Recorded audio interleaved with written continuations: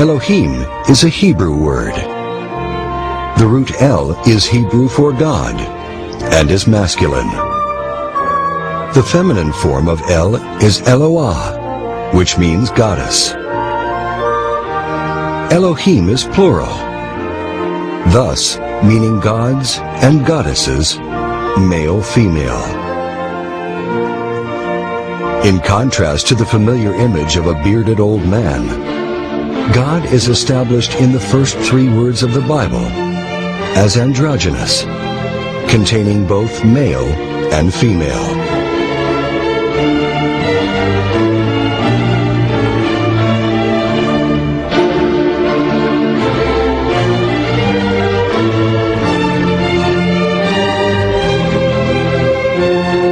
The word Elohim has many meanings.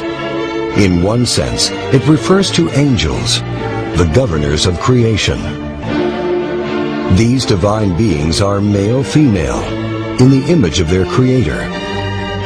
This is clearly illustrated in most ancient images of angels, showing them to have the attributes of both man and woman.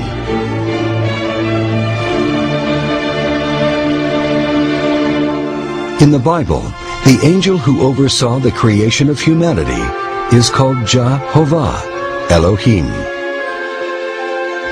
Jehovah Elohim formed man from the dust of the earth. He blew into his nostrils the breath of life, and man became a living being. Jehovah is another important name of God, not to be confused with Javeh. The name Jehovah, or Jehovah, is comprised of 4 Hebrew letters: Yod, He, Vav, He. Yod or Yah can be translated as male or phallus, Adam. Heva or Heve is female, mother or uterus, Eve. Even the name Jehovah contains both masculine and feminine forces. God created man in his own image. In the image of Elohim created he them. Male and female created he them.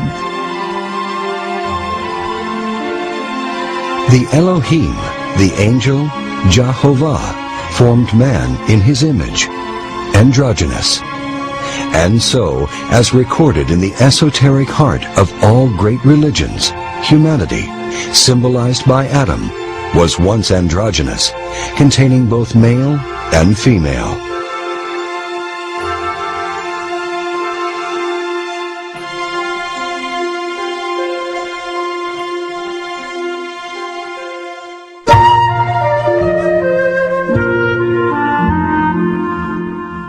Jehovah Elohim planted a garden in Eden in the east, and placed there the man whom he had formed.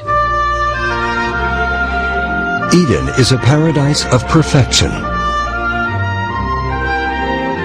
Eden is symbolic of the innocence and happiness that was once the natural state of humanity. The humanity of Eden was pure, knowing only goodness and virtue. As reflections of God, humanity embodied the 7 virtues of the soul.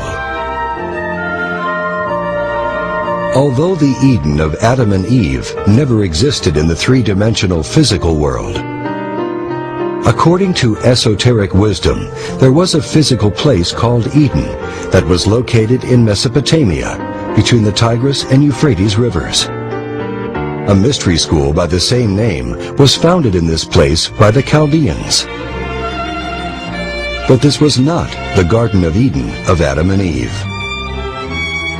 According to esoteric wisdom, there exist 7 fundamental dimensions. Do you not know how Allah has created the 7 heavens, one above the other? The ascent and descent through these realms by the beings that inhabit them is represented in the Bible by Jacob's ladder. The Bible states that when Jehovah Elohim created Adam, he placed Adam in the Garden of Eden. Esoteric wisdom states that this is the fourth dimension, the world of vital energy. In Hebrew, it is called Yesod, which means the foundation. Thus, the androgynous ancestor of humanity existed in a more subtle level of nature.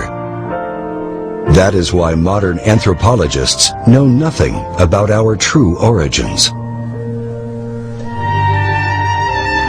Though happy in its innocence, humanity, as symbolized by Adam, needed to grow spiritually. Thus Eve was separated from the body of Adam. Jehovah Elohim took one of the hermaphrodite man's ribs, then closed up the flesh. Then Jehovah Elohim made a woman from the rib he had taken out of the hermaphrodite man. She shall be called woman, for she was taken out of the man. This process of separation, presented symbolically in the Bible, was gradual. The human hermaphrodite was separated into two sexes, male and female, so that they may see themselves better, to know themselves. Since that time, man and woman have sought to reclaim their missing unity, which is the root of the craving for sexual connection. For this reason, a man will leave his father and mother and be united to his wife, and they shall be one flesh.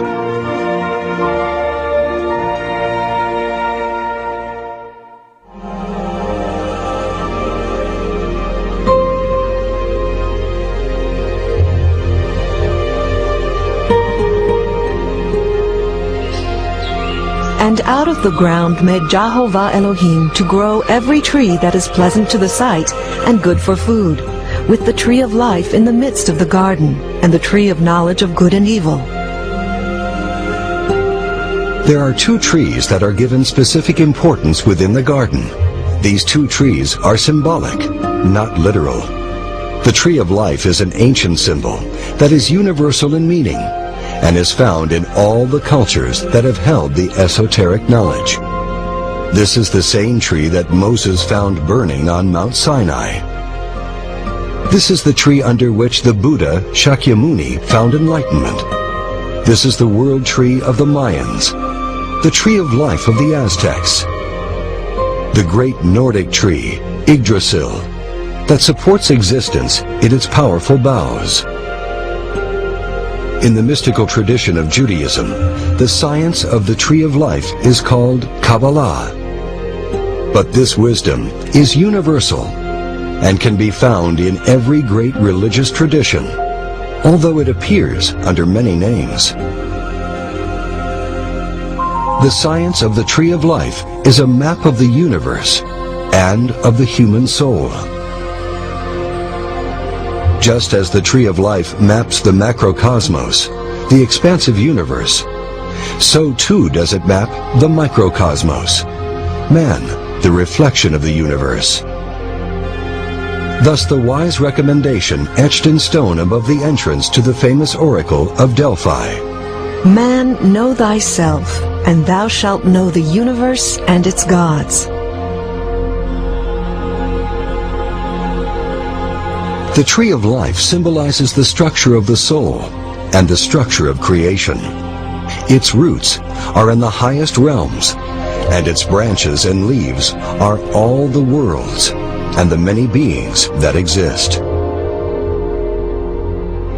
This tree gives forth fruit, life, sustenance, and wisdom. In the Bible, Moses wrote that Adam and Eve were free to eat of the tree of life. This means that Adam and Eve were free to feed themselves with the science of the tree of life, the science of God, Kabbalah.